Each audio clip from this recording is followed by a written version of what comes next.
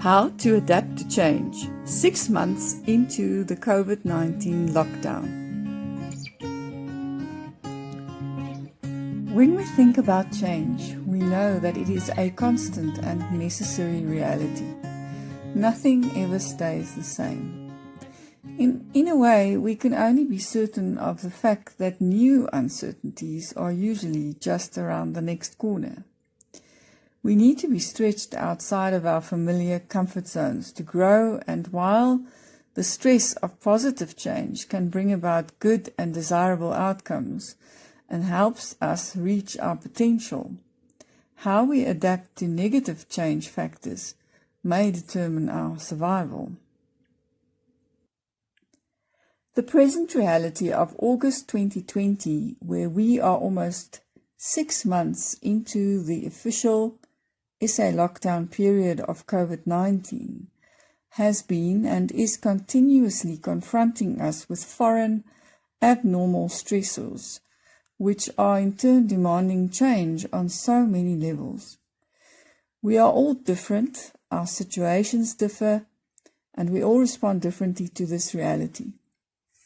Yet, it is important to realize the universal, underlying emotional effect it may have consciously or subconsciously, so that we may identify effective strategies to cope and adapt. What we are facing now in the midst of this pandemic is acute traumatic stress. In other words, COVID-19 is a direct threat to our life or the lives of others we know. This may sound pessimistic, but the reality of it is that we are all either witnessing trauma second-hand, near or far, through media or through supporting others, or directly experiencing trauma by becoming ill, isolated, or experiencing the plight of others close to us. We may also be experiencing a communal sense of grief at the loss of how things were, and anticipatory grief, where we anticipate and grieve the threat of loss of life. We all know in some vague way that normal has changed, and it is uncertain how exactly our world will look like in future. This starts to make even more sense when we look at the psychology of uncertainty. If you're like most people, uncertainty can cause you tremendous anxiety. Why? Your survival brain is constantly updating your world, making judgments about what's safe and what isn't. And due to its disdain or dislike for uncertainty, it makes up all sorts of untested stories hundreds of times a day, because to the mind, uncertainty equals danger. If your brain doesn't know what's around the corner, it can't keep you out of harm's way. It always assumes the worst, over-personalizes threats, and jumps to conclusions. Your brain is really willing to do almost anything for the sake of certainty. And you are hardwired to overestimate threats and underestimate your ability to handle them, all in the name of survival. When certainty is questioned, your stress response goes haywire, instantly arousing your fight or flight reaction, kicking you in the pants in an attempt to spur you to action and get you to safety. Waiting for certainty can feel like torture by a million tiny cuts, and I think all of you can relate to that as the months are just rolling on in terms of the length of the COVID lockdown and this whole situation. Sometimes the brain prefers to know an outcome one way or another to take the edge off. Studies show that you're calmer anticipating pain than anticipating uncertainty, because pain is at least certain. So the best solution is to look for middle ground between the worst case scenario and your ability to cope and control the things you can. Research scientists have long said every thought that enters the mind eventually finds a place in the body where it bears the burden.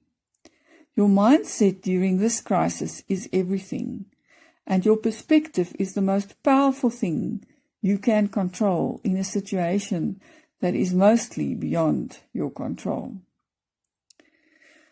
When we think of the frontline providers, many of whom may be providing care for PD or HD patients in care homes, or are our friends and family, this means that they are even more at risk of developing traumatic stress symptoms. Bear this in mind when there are conflicts or issues that need to be sorted. I have found from personal experience that care workers are really under immense stress.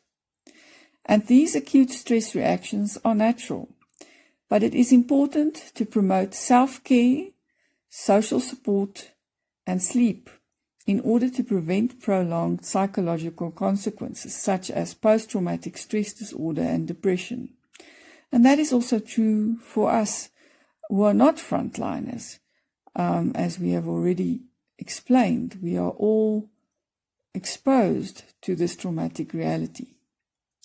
These serious reactions are more likely to occur in people with a history of trauma, especially childhood trauma. So take note of this.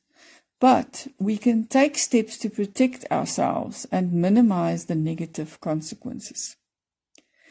Resilience and healing from trauma is something that happens best in the context of supportive relationships.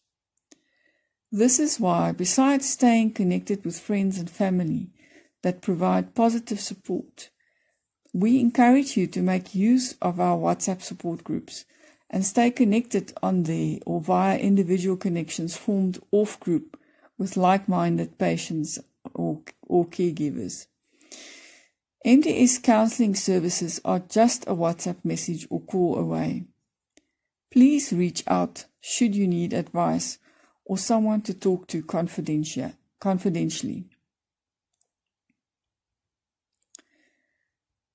For coping with all of these issues, we emphasize trauma-informed strategies.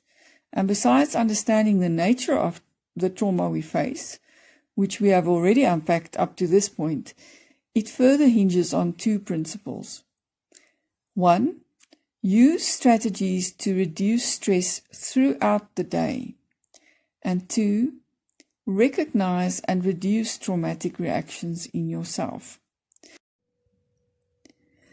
A popular podcast presenter was asking the same question to different people from different levels of life, age groups, etc., on different social platforms and support groups. And the question was this: what is the one word that best describes how you are feeling right now? What would your answer be? From these interactions with the groups that I mentioned, the following words stood out most: anxious, overwhelmed, worried, uncertain, helpless, worn down, bored, isolated. Also, there were other words that came out: blessed, grateful, hopeful. There were less of these, but increasingly there were more and more positive words coming also surfacing from people. And the podcast presenter said that it's a sign for him that we as people are starting to settle into the experience of the whole COVID reality. In line with the theory we have discussed thus far, the biggest challenges and symptoms found when talking to people facing the current reality were: number 1, keeping a positive mindset; 2, poor habits, not sleeping well, not waking up well, not eating well, getting distracted, struggling with habits, in summary. And number 3, either struggling with isolation or suffocation in terms of the situation that they find themselves in.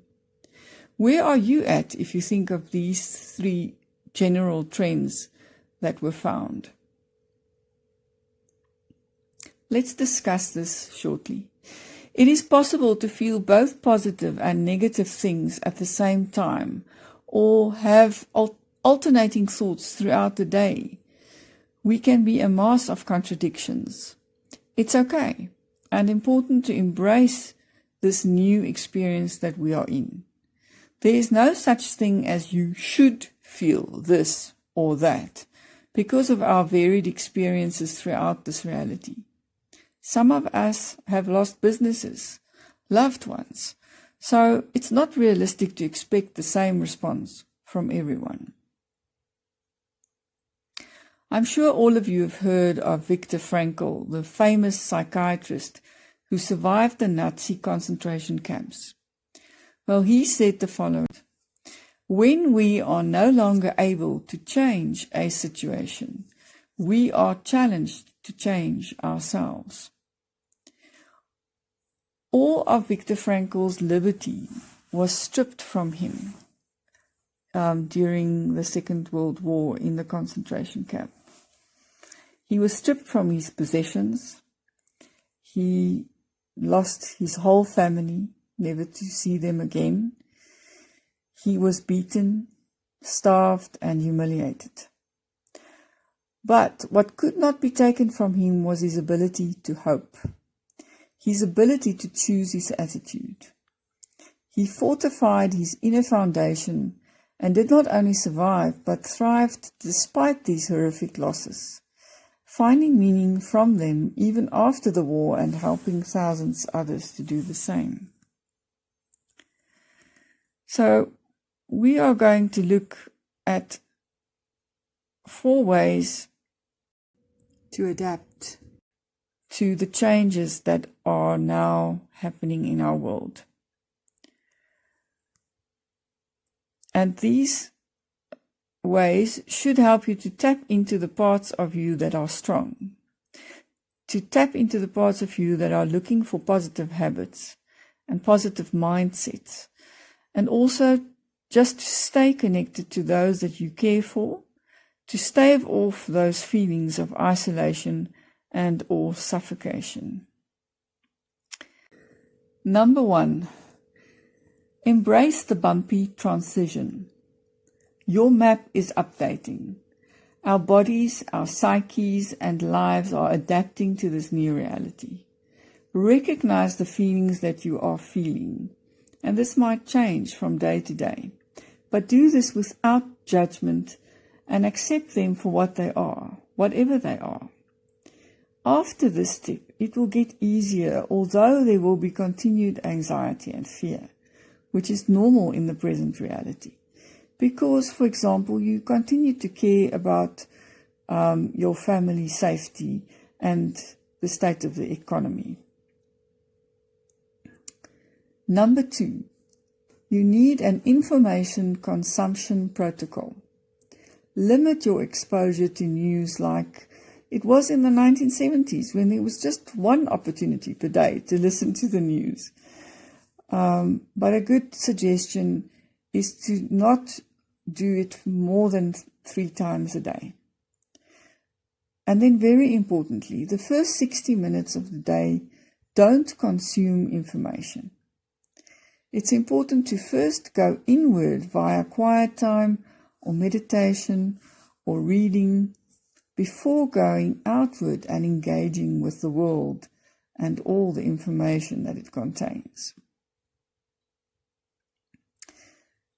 And then only listen to information resources that you trust. Turn off all non-essential notifications on your phone. Only those who really have to get a hold of you should be able to do so. Limit the times you check your phone, and no more than an hour before bedtime should you be busy with your phone. So the next thing and the last thing that we're looking at is morning and evening routines that need to change. In the morning, the first 15 to 16 minutes, you should not be on your phone. You should be busy with inner work. For example, breath work. I'm going to give you an example of that. Either a PDF or a link to the information, and there's a video also of an example of breath work.